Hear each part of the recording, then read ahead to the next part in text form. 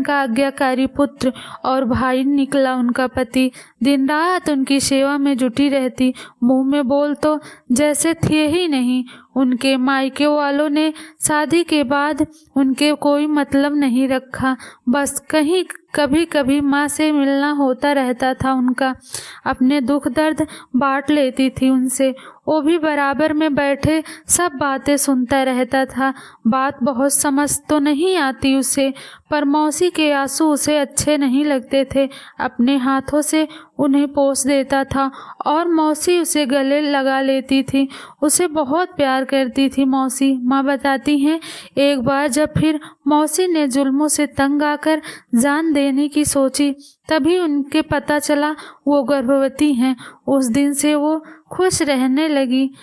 उन्हें यही लगने लगा था अब कोई उनका अपना आने वाला है जो उनका उद्धार करेगा, उनको समझेगा।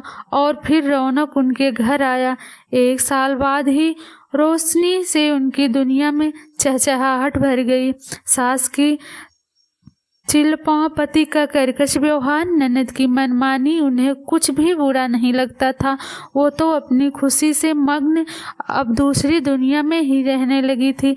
बच्चे पढ़ने में अच्छे निकले, लड़का बैंक अफसर और बेटी इंजीनियर बनी। बेटी की शादी उसके जॉब में आते ही कर दी। वो अपने घर में खुश थी, नौकरी और अपनी ससुराल में व्यस्त। मौसी भी उसे कुछ बताकर दुखी नहीं करना चाहती थी। एक बहुत बड़ा झटका मौसी को तब लगा जब उनकी बड़ी बहन यानी उनकी माँ अचानक चली गई। बहुत फूट फूट कर रोई थी वो। कहती थी, अब मैं अनाथ हो गई। वो तो खुद ही बिल्कुल टूट सा गया था, पर उसने मौसी को गले लगाकर कहा था, मैं हूँ ना। उसने ही अपनी शादी में उन्हें फ़ोन खरीद कर दिया था भेंट स्वरूप, ताकि जब चाहे उनसे बात कर सकें। उनके बेटे ने भी प्रेम विवाह किया। पति तो बिल्कुल भी तैयार नहीं थे, हालांकि उन्हें भी लड़की और लड़का, उसका परिवार ठीक नहीं लगा। फिर भी बेटे की खुशी के लिए बड़े लाड प्यार से बहू घर पर लेकर आई, पर शायद यहाँ भी उनकी किस्मत दगा दे गई। बहू के पिताजी का कोई काम नहीं था, भाई भी आवारा था। वो तो हर वक्त घर में डेरा डारे रहता और बहू को चढ़ाते रहता। बहू को हर समय ठंडा बुखार। मौसी दिन रात काम करती रहती। बेटे से बात करने की कोशिश की तो बेटे का जवाब सुनकर भौचक्की रह गई। बोला, ये क्या माँ, आपको सबसे प्रॉब्लम रही है। पहले अपने माँ बाप, फिर सास, अब बहू। कभी तो एडजस्टमेंट करना सीखो।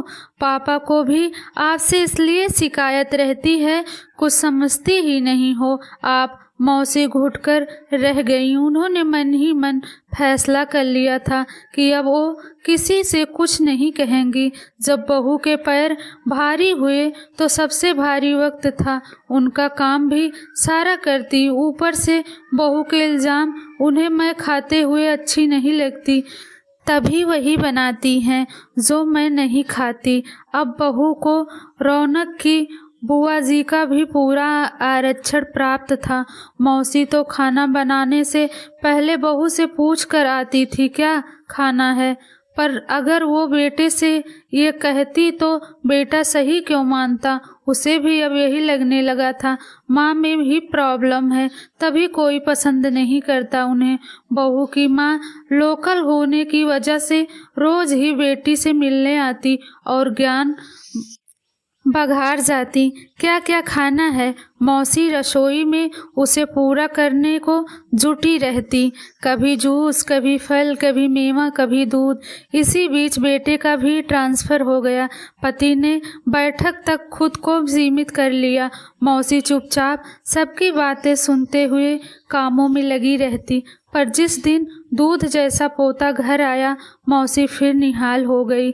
सब दुख भूल गई, सब सपने बुनने लगी। पर सपना तब टूटा जब बहू ने पोते को हाथ भी लगाने को मना कर दिया।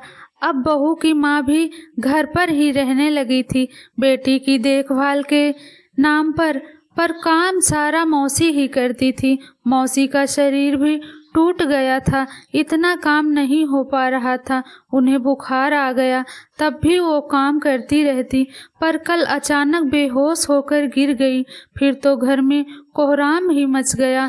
कहा गया, जरा काम क्या बढ़ गया, इनका नाटक शुरू हो गया।